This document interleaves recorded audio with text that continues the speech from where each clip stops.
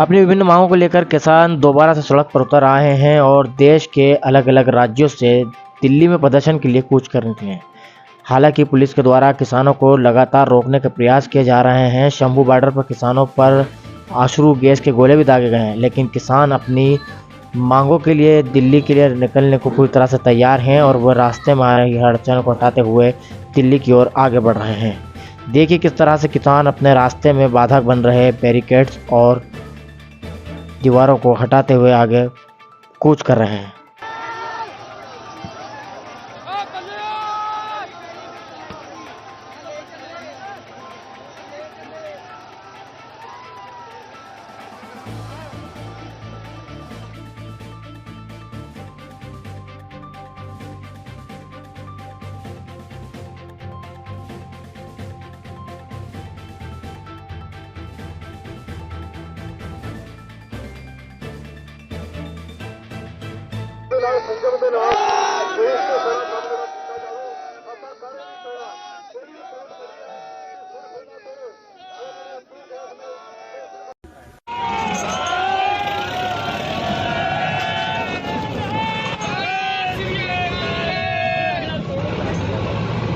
Party अगर इस देश में मजबूत होती, देश का विपक्ष मजबूत होता तो ये हालात पैदा नहीं होते। जब देश का विपक्ष कमजोर होता है तो देश में तानाशाहों का जन्म होता है। सब पॉलिटिकल पार्टी एक है, सत्ता वाले भी और विपक्ष वाले भी। ये अपनी सरकार बचाएं, उसके लिए आंदोलन करें, उसके लिए जेल जाए, नहीं तो सब खत्म होंगे। और हम लोग तो जब सरकार और देश का राजा ये कह रहा है कि हम 400 सीटें जीतेंगे, तो फिर चुनाव की कहाँ जरूरत रहेगी देश में? भाई चुनाव की जरूरत रही नहीं, इसको रिन्यूअल कर लो ना। फिर क्यों देश को भी बेवकूफ बना रहे हो?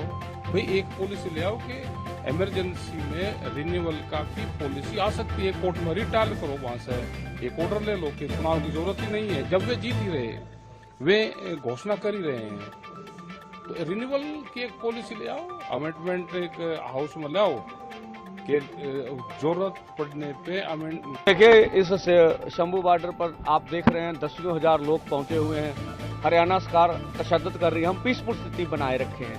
हम फिर जाके पोजीशन को देख रहे हैं क्या हो रहा, उसके हिसाब से बात करेंगे। बिल्कुल हाँ, देखिए किसान कितना पीसफुल है, कुछ भी नहीं हो रहा, फिर भी आप ऊपर क्या बोलते हैं, रॉबर्ट से ऊपर से हंजू गैस फेंके जा रहे हैं, ड्रोन से एजीटी से कितनी देर चलेगा यहाँ पे? देखिए जब तक सरकार मांग नहीं मानती। जो कुछ हो रहा है और जिस तरह से खबरें आ रही हैं कि आंसू गैस और उससे पहले किसानों को रोकने के लिए, आंदोलन को खत्म करने के लिए किलों से लेकर के न जाने क्या क्या दीवारें तक खड़ी की गई, और प्रशासन के माध्यम से जो सरकार कर सकती थी वो सरकार कर रही है। दिल्ली की सरकार जानबूझ करके किसानों की आवाज दबाना चाहती है। ये वही सरकार के लोग हैं जिन्होंने किसान को कहा कि उनकी आय दोगुनी हो जाएगी, फसल की कीमत मिलेगी, एमएसपी लागू करेंगे। कुछ वर्षों पहले हमने और आपने देखा किसान आकर के धरने पे बैठ गए। 800 से ज्यादा किसानों की आत्महत्या हुई या हत्या हो गई, जान चली गई, लेकिन उसके बावजूद भी सरकार किसानों को एमएसपी देने के लिए तैयार नहीं है। तो जो सरकार किसानों के नाम पर वोट लेना चाहती हो, जो सरकार स्वामीनाथन जी को भारत रत्न दे रही हो, जो सरकार किसानों के नेता चौधरी चरण सिंह जी को सम्मान दे रही हो, भारत रत्न, आखिरकार किसान को एमएसपी क्यों नहीं? या एमएसपी देना नहीं चाहती सरकार? बड़े लोगों से मिली हुई है सरकार, जो लोग मुनाफा कमाना चाहते हैं उनसे सरकार मिली हुई है, और उसी का परिणाम यह है कि किसान की आवाज दबाने के लिए लगातार सरकार इसी तरह का व्यवहार कर रही है किसानों के साथ। आने वाले चुनाव में जो 2024 को होने जा रहा है, देश की जनता भारतीय जनता पार्टी को हटा देगी। उनका जत्था आने लगा है, कई लोग आने लगे हैं, तो किस तरह की तैयारी है सर? जो हमारे किसान भाई पंजाब से आ रहे हैं उनका स्वागत है। वो आप पैदल आना चाहे वो आ सकते हैं, लेकिन जो ट्रैक्टर से लेकर आएंगे उससे जो है यहाँ पर यातायात बाधित होगा। और आगे जो अगर वो दिल्ली की तरफ भी जाते हैं तो ट्रैक्टरों से पिछली बार भी हुआ था, सारे लोग परेशान हुए थे, यातायात बाधित हो गया था और सोनीपत के पास सारी इंडस्ट्रीज थी वो भी बंद हो गई थी, तो हरियाणा के लोगों को काफ़ी नुकसान हुआ था।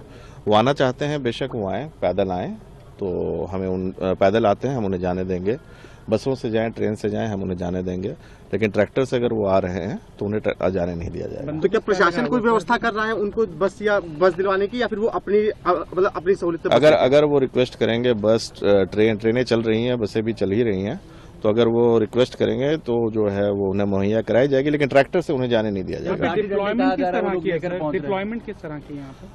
डिप्लॉयमेंट जो है पूरी फोर्स है हमारे पास कि जिससे कि ट्रैक्टरों से जो है आवागमन जो है हम लोग रोक पाए, क्योंकि उनसे जो है सारा ट्रैफिक रुक जाता है, काफ़ी दिक्कतें आती हैं लोगों को।